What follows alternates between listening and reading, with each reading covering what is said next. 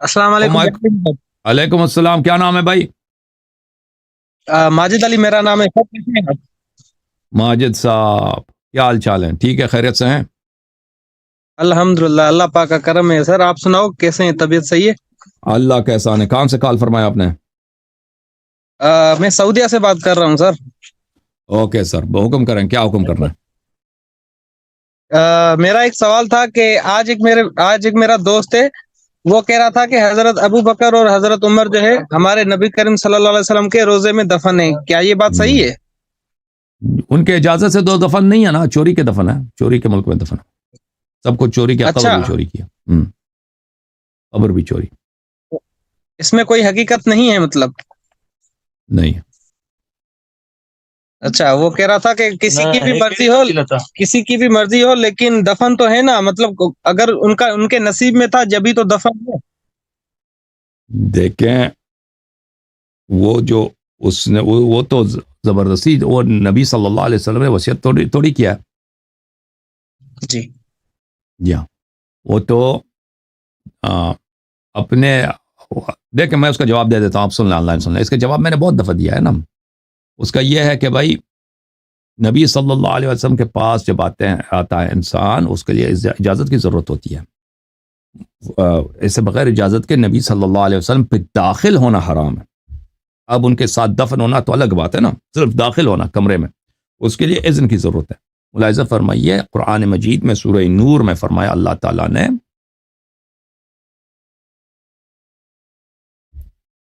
یا ایھا الذین آمنوا لا تدخلوا بیوتا غیر بیوتکم حتی تستأنسوا وتسلموا علی اہلہا۔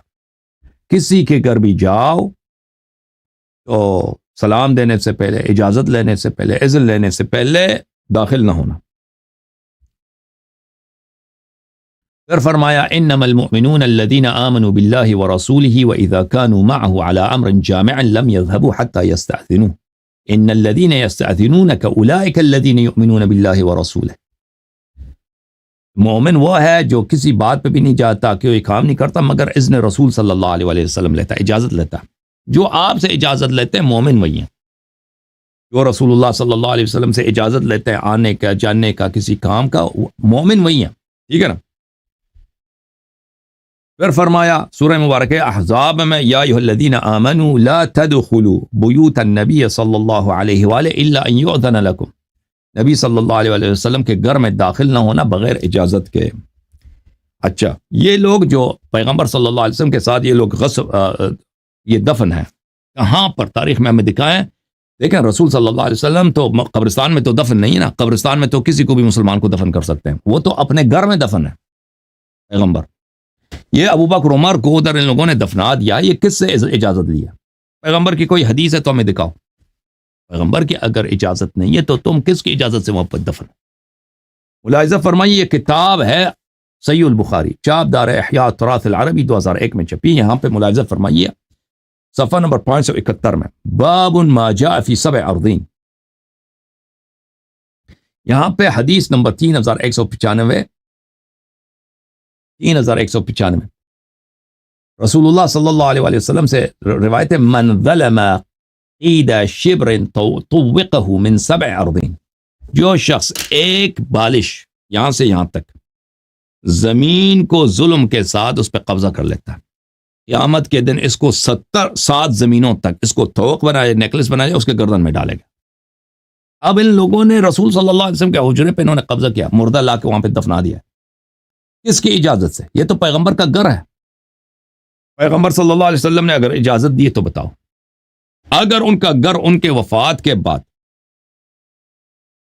ارث بنتا ہے تو یہ زہرا کا حق ہے، کیونکہ لقد عورتوں کے لیے التسع من الثمن، عورتوں کے لیے تو حق پہنچتا ہی نہیں ہے گھر کا، کیونکہ ان کے لیے 1.5% سے زیادہ کسی کو حق نہیں پہنچتا۔ ٹھیک ہے نا؟ اگر یہ ارث ہے تو زہرا کا ارث ہے۔ کب ان لوگوں نے زہرا سلام اللہ علیہ سے اجازت لیا کہ ہم یہاں پہ میت دفنانا چاہتے ہیں، یا زہرا کے فرزندوں سے امام حسن، امام حسین علیہ السلام، علی علیہ السلام سے اجازت لیو، وہ ہمیں دکھا دو۔ اگر کہتے ہو کہ یہ عائشہ کا گھر تھا تو وہ ہمیں دکھا دو کہ عائشہ کب اس گھر کی مالک بنی۔ گھر تو پیغمبر کا تھا، وہ اپنے شوہر کے گھر میں رہتی تھی، تو یہ عائشہ تو اس کے باپ نے خرید کو تو نہیں دیا تھا اس کو گھر تو پیغمبر کا ہے. تم اگر کہتے ہو پیغمبر صلی اللہ علیہ وسلم نے اس کو عائشہ کو مثلا ہبہ کیا ہے یا ابو بکر نے خرید کے اپنی بیٹی کو، وہ کہاں ہے؟ جھوٹ کیوں بولتے؟ کب پیغمبر نے دیا تھا اپنا گھر عائشہ کو؟ یہ تو پیغمبر صلی اللہ علیہ وسلم کی ذاتی ملکیت ہے. وہ دنیا سے گئے ہیں تو یہ عرض بنتا ہے زہرا کا. اگر کہتے ہو یہ صدقہ ہے تو صدقہ میں تو سب فقراء کا حق ہے. تو ابو بکر عمر نے کب سب فقراء سے حق لے لیا، اجازت لے لی کہ ہم اپنا میت یہاں پہ دفنانا چاہتے ہیں؟ تو کسی بھی مسلک پہ جاؤ، ابو بکر عمر کا یہاں پہ دفن ہونا کیا ہے؟ ظلم ہے، غصب ہے. یہ لوگ سمجھتے ہیں کہ یہ ابو بکر عمر کے لیے کوئی منقبت ہے، کوئی فضیلت ہے نبی صلی اللہ علیہ وسلم کے ساتھ دفن ہونا. یہ فضیلت نہیں ہے، یہ ان کے لیے بہت ہی بڑا طعن ہے، بہت بڑا فسق ہے. اور شیعہ حضرات نے یوم اول سے اس کا ائمہ طاہرین علیہ السلام نے اس کا ذکر کیا. یہ کتاب ہے الاستغاثہ فی بدع الثلاثہ تالیف ابی القاسم الکوفی، یہ ایران میں چھپی ہے، ملاحظہ فرمائیے. صفحہ نمبر 55 میں ابو بکر کے متاعن اور بدع کے متعلق وہ فرماتا ہے ثم ختم بدعته بالطامة الكبرى، ابو بکر نے اپنے بدعتوں کا خاتمہ اس بڑے بدعت کے ساتھ کیا، والمصیبت معصیت العظمى، اس عظیم معصیت کے ساتھ، بأن امر فی وقت وفاته ان يدفنوه مع رسول اللہ صلی اللہ علیہ وسلم، اس نے حکم دے دیا کہ مجھے نبی صلی اللہ علیہ وسلم کے ساتھ دفن کرو. اور تجھے کس کے حق پر؟ اور کوئی قبرستان توڑی ہے کہ جہاں مرضی تمہیں دفنا جائے، ٹھیک ہے نا؟ یہ کسی کا گھر ہے، تم کس کی اجازت پر اسے وہاں دفنو؟ حتی اقتدا بھی عمر نے بھی اسی طرح. یہ ان کے فضائل نہیں ہے، یہ ان کے قبائح اعمال ہیں. پھر ملاحظہ فرمائیے اہل بیت طاہرین علیہم الصلاۃ والسلام نے فرمایا ہے، ملاحظہ فرمائیے بحار الانوار جلد نمبر 31 متاعن کے ابواب میں ابو بکر اور عمر کے متاعن مشترکہ میں طعن 19 انہ اوصى بدفنه فی بیت النبی صلی اللہ علیہ وآلہ وسلم. ابو بکر نے کہا کہ مجھے دفنا دو نبی صلی اللہ علیہ وسلم کے دفن میں، اور عمر نے اس کو دفن کر دیا، اور خود بھی وہاں اپنے آپ کو دفن کرا دیا اس نے. یہ ان کے متاعن میں سے، یہ ان کے فضائل میں سے نہیں ہمارے نزدیک. کتاب تقریب المعارف لابی الصلاح الحلبی رحمۃ اللہ علیہ، ومما يعم الرجلین، مصالب مشترکہ اور مناقب مشترکہ میں امرهما بالدفن مع النبی صلی اللہ علیہ وآلہ وسلم فی حجرته، کہ ان دونوں نے کہا کہ ہمیں نبی صلی اللہ علیہ وسلم کے ساتھ دفن کرو، وہاں پہ دفن کرا دیے گئے. یہ ان کے متاعن میں سے، ان کے وہ نہیں ہے، ان کے فضائل میں سے نہیں ہے. پھر ہمارے ہاں میرے محترم ناظرین روایات ہیں کہ پھر یہ وہاں پہ نہیں، ابھی ملائکہ نے ان کو اسی وقت نکال دیا تھا. ملائکہ نے ابو بکر عمر کو اسی وقت کیا کیا تھا؟ نکال دیا تھا نبی صلی اللہ علیہ وسلم کے جسم سے.